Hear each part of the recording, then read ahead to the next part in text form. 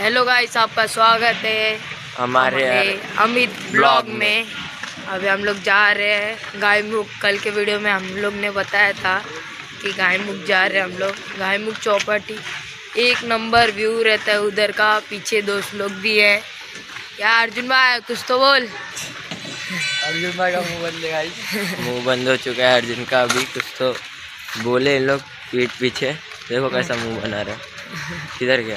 गायब हो गया। आपको मिलते डायरेक्ट गायमुख में।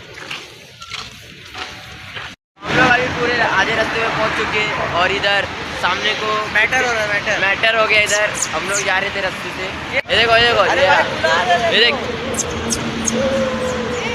ये देखो ये कुत्ते देखो इधर के। उसको देखो वो देखो जा रहा है इधर। अभी मैटर हो गया था थोड़ा। और ये थोड़ा मस्त कुत्ता। ये देखो ये सबसे अच्छा ये कुत्ता है। आप लोग जैसे देख सकते हो ये लोग हम लोग बिस्किट है सब खिलाए तो ये लोग हम